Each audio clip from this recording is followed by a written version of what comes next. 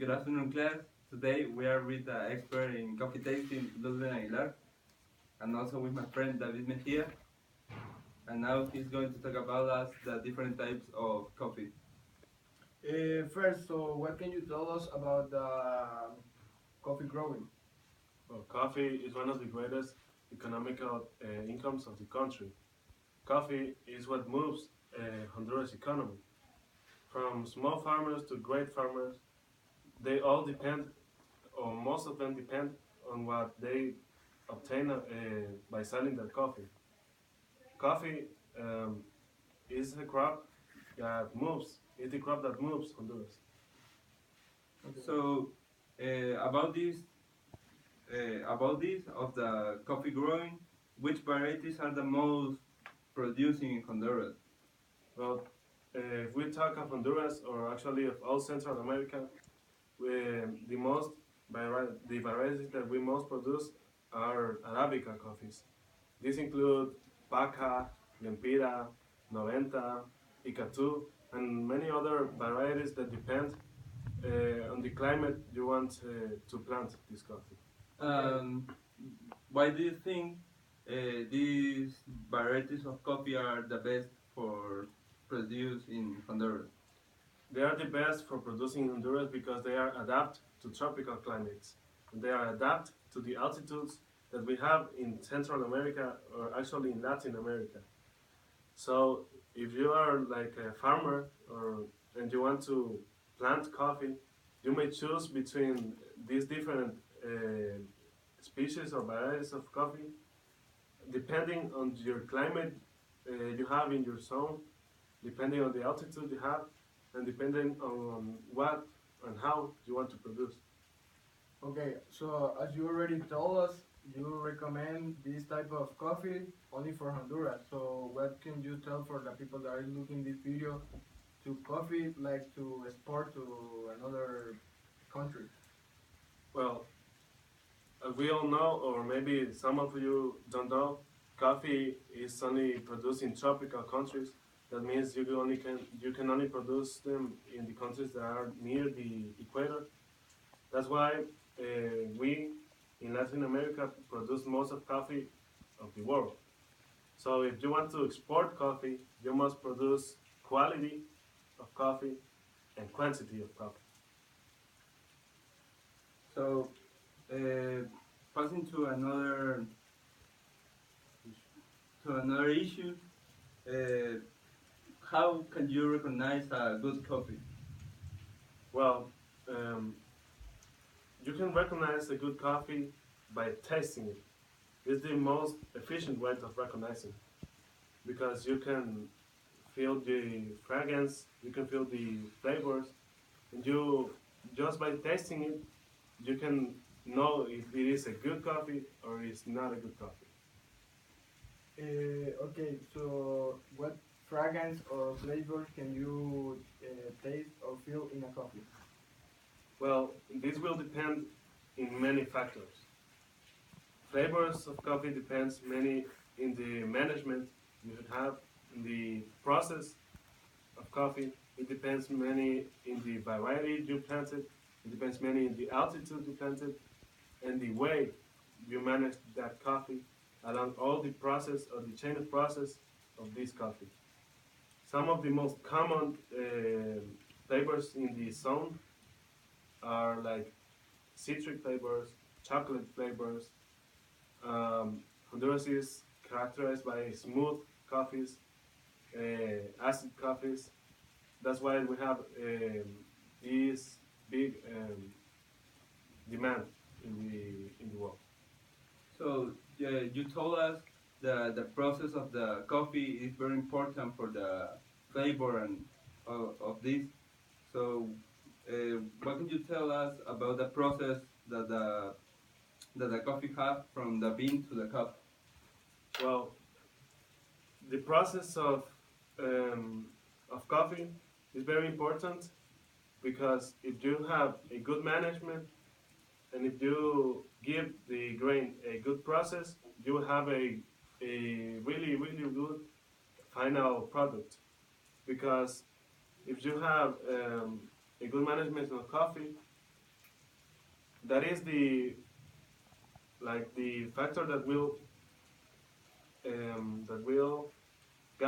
guarantee the quality of your coffee. Okay, so we are talking about good coffee. So what are some instruments that we use like when we are producing coffee? Well, here in our table we have this is called a French press. Is for preparing coffee. Actually, this process is known as a process of extrusion. Actually, basically you put uh, um, coffee inside this and hot water, and they just press it many times, and you have a really good coffee with really good flavor, and it's really different from just doing it the normal way or the regular way. And how other instruments like this are for prepare coffee? And what is your favorite of this? Well, in coffee, we have a really extensive range of instruments for preparing coffee. As you know, coffee has many uses and many ways of preparing it. You can prepare cappuccinos, mochachinos, and smoothies, different things from coffee. So we have a big range of instruments as the French press, the V60, the Kepler, the Chemex. All of these are methods of preparing black coffee or other types of coffee that are used in cafeterias and gourmets. Okay, what process does coffee carries from the bean to the cup? Well, when coffee is in the tree, it is cut from the tree or harvested from the tree by hand with people. Um, then it is taken to like a plant where the process of coffee is done. Then coffee must be washed and dried, and also it must be roasted. So then you can send it to a cafeteria, and they will prepare it in a cup.